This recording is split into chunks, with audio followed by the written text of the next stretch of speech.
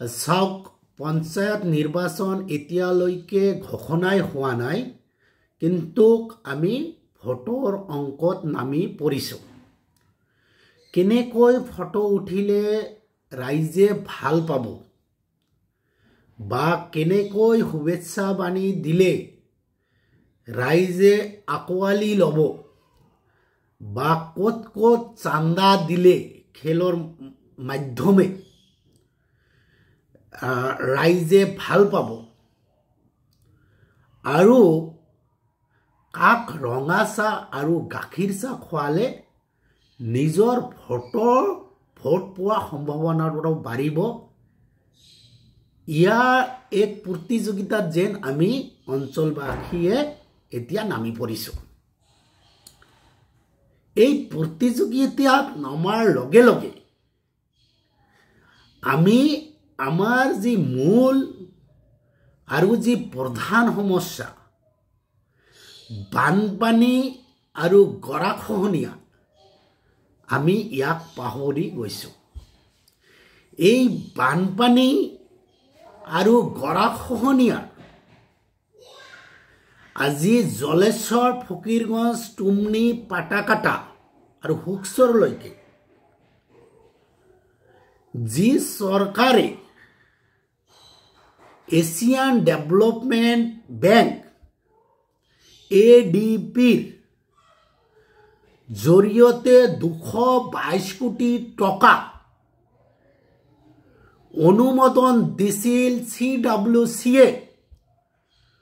জল শক্তি ডিপাৰ্টমেণ্টে government of ইণ্ডিয়াৰ পৰা সেই 222 কোটি টকাৰ কাম আজিলৈকে কিন্তু আৰম্ভ হোৱা নাই বা তাৰ টেণ্ডাৰো হোৱা নাই। এই কথা আমি পাহৰি গৈছোঁ। এটা এপ্ৰুভ হোৱা এটা স্কিম, এটা চেংচন হোৱা স্কিম, সেই স্কিমটো আজি ধৰাতলত গৈ পোৱা নাই। তাৰ বিপৰীতে আজি বিধায়ক ডাঙৰীয়া যি আবুৱা ভৰা কথা বতৰা কৈ আছে,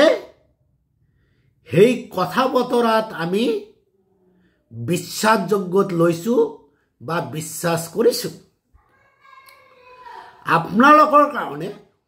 জ্ঞানাৰ্থে মই জনাওঁ যে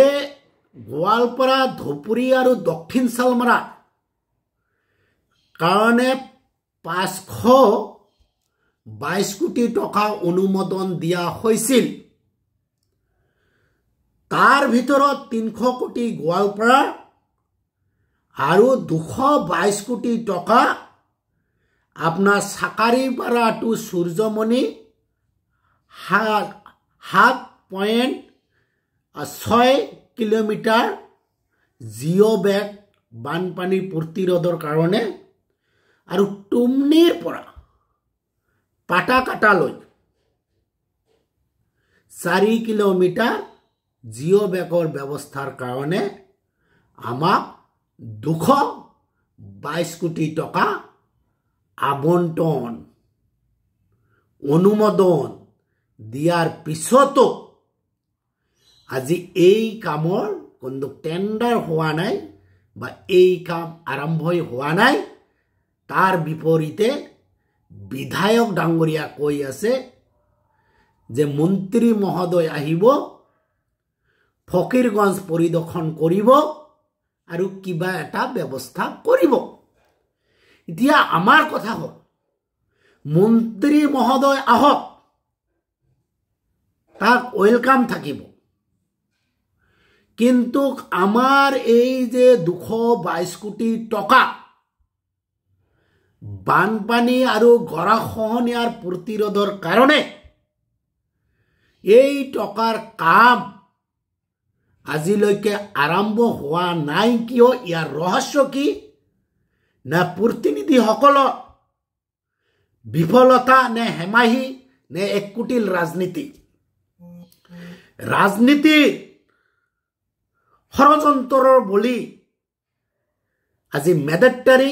ফকিৰগঞ্জ দক্ষিণ শালমাৰা টুমনি আৰ পাটাকাটা আৰ হুকসৰৰ ৰাইজ হৈ আছে নেকি ইয়াৰ উত্তৰ লাগিব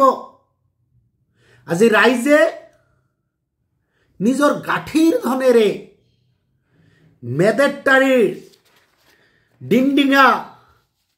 তাৰপিছত আপোনালোকৰ চিৰাকোঠা বেলকুলি নিশ্চানপুৰৰ আজি 4টা পঞ্চায়তৰ মানুহ নিজৰ গাঠিৰ ধনেৰে আজি 12 লাখ টকা নিজে জমা কৰিছে আৰু তেওঁলোকে আজি জিঅ' বেগ আৰু বলদাৰ পিচিঙত বুঢ়া বিৰিত কৰিব বুলি ইতিমধ্যে বিভিন্ন সভাই সমিতি তেওঁলোকে কৰি আছে কাৰণ তেওঁলোকৰ চৰকাৰৰ প্ৰতি আস্থা হেৰুৱাইছে সাংসদৰ প্ৰতি আস্থা হেৰুৱাইছে বিধায়কৰ ওপৰত আস্থা হেৰুৱাইছে কাৰণটো হ'ল এজন সাংসদ তেওঁ অনাবৰত কিছুমান বিতৰ্কত জড়িত হৈ আছে যিবিলাক আমাৰ মূল সমস্যা হিবিলাকৰ কথা নকয় কেতিয়াবা গো মাংসৰ বিতৰ্ক কৰে আৰু কেতিয়াবা বেলেগ বিষয় লৈ বিতৰ্ক কৰে কিন্তু আমাৰ যে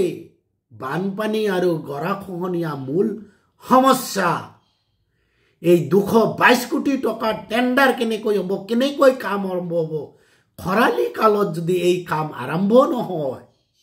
বানপানীৰ আগে আগে যদি আপোনালোকে আৰম্ভ কৰে তাৰ মানে ইয়াত আপোনালোকৰ কমিছনৰ অংক জড়িত হৈ